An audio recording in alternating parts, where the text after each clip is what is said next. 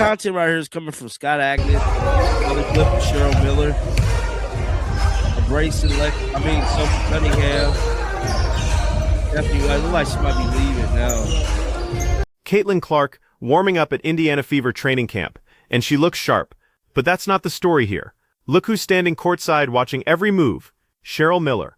One of the greatest basketball players of all time, the coach fans begged Indiana to hire, and now she's suddenly in the building working with the team. So what's really happening here? Brayson Sophie Cunningham. Definitely, I look like she might be leaving now.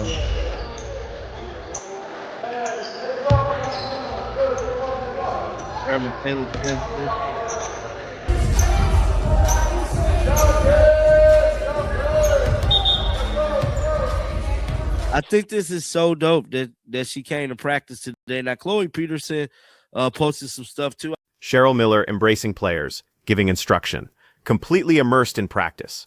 This isn't a casual visit. She's coaching, and the timing raises serious questions because just months ago, Indiana passed on Miller for their head coaching position and hired Stephanie White instead.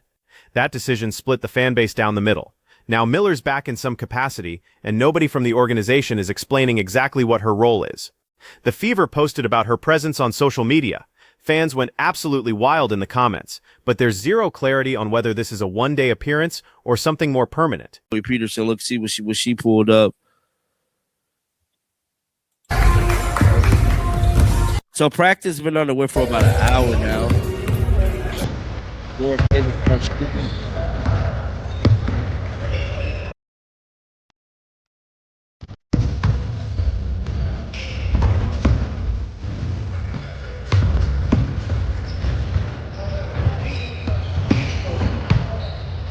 They look really, really, really good.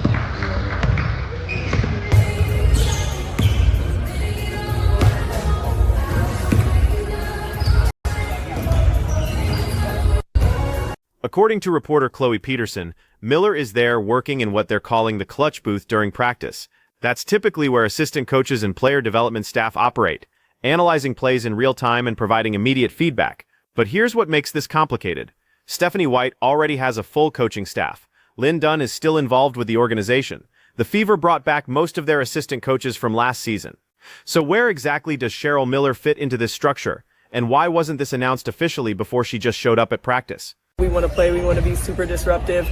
We have some new faces, so our system is a little different than what they're used to. So we just want to start camp setting the tone with our points of emphasis from the start. So that's all that was. Is one of those points of emphasis kind of the physicality and getting them trained to kind of just get after and get into players? 100%. We want to be really aggressive. Like I said, we want to disrupt, and part of that is being up and in on the players. We know the refs will probably call it early, but it's easier to call them off than to call them on. So we want to start overly aggressive, and then we can adjust from there. Your perspective on Kelsey Mitchell, Kelsey Mitchell franchise. Someone who's been in those shoes. No. I knew it was time to retire when I had to match up against Kelsey a few years ago, but she's just the ultimate pro, and she's continued to stay consistent throughout her time here and lead the way. Good season, bad season, she's continued to be a pro, continued to be a great teammate, continued to be a great pillar in this community, so I can't say enough about her. Listen to Stephanie White talk about the defensive emphasis in training camp. She's focused, detailed, clearly has a plan for how this team needs to improve after finishing 8th in defensive rating last season. White mentions wanting to be more disruptive, more physical, getting into ball handlers early, all solid coaching points. But scroll through social media reactions to these practice clips, and you'll see a pattern. Fans keep asking the same question: why does it always look like Stephanie White is just standing there? Every clip that comes out from practice shows other coaches actively instructing players while White observes from a distance. Now that might be her coaching style. Some head coaches delegate heavily and supervise rather than directly instruct, but the optics are terrible when you've got Cheryl Miller in the building actively working with players, and the actual head coach appears passive by comparison. How different do you see you guys playing on defense this year compared to last year? Largely similar personnel, but tweaks strictly. It is nice having similar personnel because they know what the expectation is, and so now we can kind of build on that. we'll see how the team progresses and what we can do and how creative we can get. But I like the way we started. Since talked about the importance of transition for this team this year, does that play into you guys wanting to be disruptive late stretch? Oh, 100%. You know, I think the personnel we have is suited to how we want to play, and I'm excited to get them going on D. What was kind of your reaction during the free agent process as you're saying, hey, we've been wanting to do this, now maybe we can do more of that? Yeah, you know, with Mo, with KK coming along, you know, in addition to AB, we have a group of great communicators and active defenders at the post position, and that really helps our guards out. That's huge because they are the backbone of our D, and I think that they will allow us to kind of do a lot of things that way and be disruptive. I'm wondering, what was your reaction with the new CBA? One, how much money they're all now getting, and secondly, how former players like yourself are also getting it. They made sure to take care of some of these. Very appreciative that they thought about us older players, our retired players, but you know, these ladies deserved it. They worked their butt off. They are pros. They show up.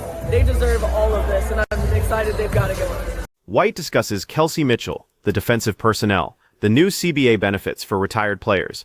She's saying all the right things in these media sessions. Professional, composed, knowledgeable about her roster. But there's an elephant in the room that nobody's directly addressing. The Indiana Fever just announced they'll have 44 nationally televised games this season. 44. That's more than any other WNBA team has ever had. Every single Fever game will be on a major network because of Caitlin Clark. The pressure on Stephanie White is absolutely massive. She's coaching the most-watched team in WNBA history, with the league's biggest star, and fans are already skeptical after Indiana's first-round playoff exit last year. Now Cheryl Miller shows up at practice, and it creates this unavoidable comparison. With New York, Oh, go ahead, Tony. New York is loaded now. Oh, yeah. Things. Have you guys started looking at them already? What do you feel like the challenges are? You know, I think it's important for this first block of practices to really focus on us and put in what we need to move forward. And then as we move forward, then you start looking at our opponents. But the focus is really on us right now. With the approach, how do you approach preseason games? How much of it is just kind of training and hammering and getting game speed on the stuff you're working on practice, and how much of it trying to install and see how new stuff works? Well, we're doing a little bit of both. We've made some tweaks and we put them in, and so that'll be a time to kind of show a little bit. You don't want to show your whole hand, but for our team to really look at our lineups, who plays well together, what we can do with certain players, I think those are the things we're looking at most. Just kind of getting a feel of the team that we have under some pressure against another opponent. We talked about consistency with the core, but how about... White talks about Caitlin's work ethic, how USA Basketball got her healthy and ramped up for the season. She praises Raven Johnson's defensive instincts and willingness to learn.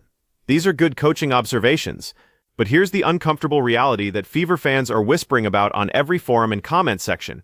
Would this team be better with Cheryl Miller as head coach instead? Miller has never coached in the WNBA, which was supposedly the reason Indiana didn't hire her, but she's a Hall of Famer. She's got instant credibility, and she clearly knows the game at an elite level. Watching her work with players during this practice, you can see why fans wanted her in the first place. Let's play a clip while I find this post real quick. What is this? What's up, Fever fans? This is my first Fever Media Day. I am so excited to take y'all with me for some BTS. Let's get it. Yeah, right? So cute.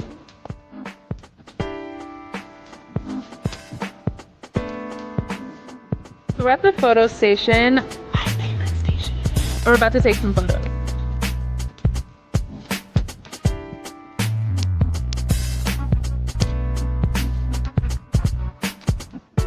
My beautiful Ricky, how's your first media day going? It's great. I love it, and I'm just glad to be here.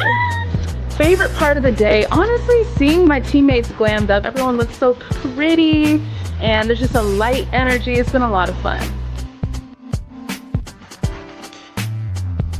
Beautiful. I heard you singing in there. No, for real, you did. I need to hear you sing again. Hey! This is my OG, triple OG, year 9. What, since like 16, 17, 18, 19? This is my roommate. USA. Yeah, when we played USA together. And now we're... So I got it. So the Indiana Fever. The Fever's Media Day footage shows a team that's genuinely excited about the season.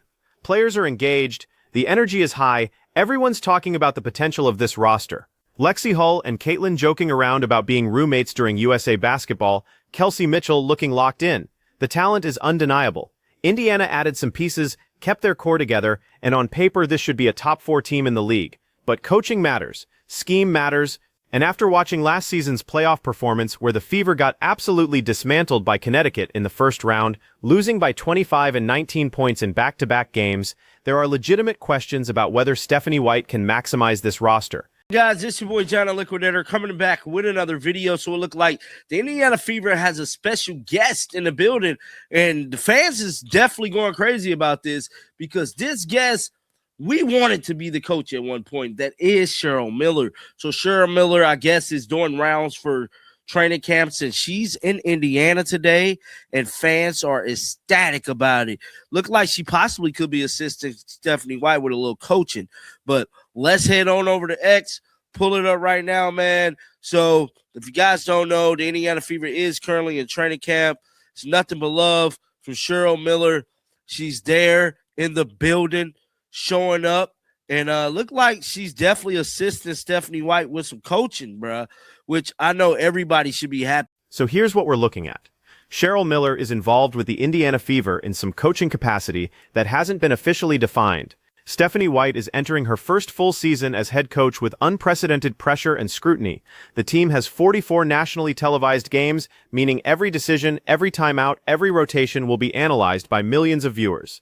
And the fan base is already divided about whether they have the right person leading this team. The timing of Miller's appearance is fascinating. Training camp just started, the season doesn't begin for weeks. But the Fever are already generating headlines, already creating storylines, already building anticipation. Whether that's intentional or accidental, it's working. Every practice clip gets hundreds of thousands of views. Every social media post sparks debate. Here's what makes this situation so delicate. If Stephanie White succeeds, if Indiana makes a deep playoff run and Caitlin continues developing under her system, then all these questions disappear. White gets credit, her job security increases, and Cheryl Miller's role becomes a positive story about legends giving back to the game. But if Indiana struggles, if the defense doesn't improve, if they flame out in the playoffs again, then every decision White makes will be second-guessed with the same refrain, should have hired Cheryl Miller. The pressure on White is unlike anything most WNBA coaches have ever faced. She's not just coaching a team, she's coaching a cultural phenomenon. Caitlin Clark brought millions of new fans to women's basketball. Those fans have expectations. They want to see their investment of time and attention rewarded with winning basketball and smart coaching decisions. They're not going to be patient if things go wrong. And now you've got Cheryl Miller in the building, creating this unavoidable comparison. Every time Miller gives instruction and a player responds positively, fans will wonder what could have been. Every time Stephanie White makes a questionable substitution or the defense breaks down, social media will explode with should have hired Cheryl takes. The Indiana Fever are walking a tightrope here. They need Stephanie White to succeed, but they've also created a situation where her success is measured against an alternative that fans desperately wanted. Miller's presence, whether as a consultant, assistant, or just a one-time visitor, reinforces that alternative every single day. Look at how other WNBA teams operate. You don't see this kind of ambiguity. Coaching staffs are clearly defined, roles are announced, responsibilities are outlined. But Indiana is keeping everyone guessing about Miller's involvement, and that ambiguity creates space for speculation and criticism. Maybe that's the point. Maybe the Fever want this conversation happening. Maybe they're comfortable with the attention and debate because it keeps their team in the headlines during the offseason.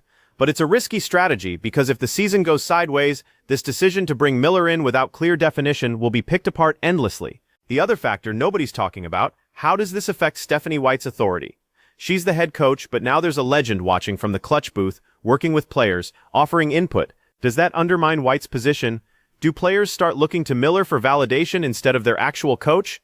These are real organizational dynamics that can fracture a team if not managed carefully. 44 nationally televised games means 44 opportunities for the national media to dissect every aspect of this team.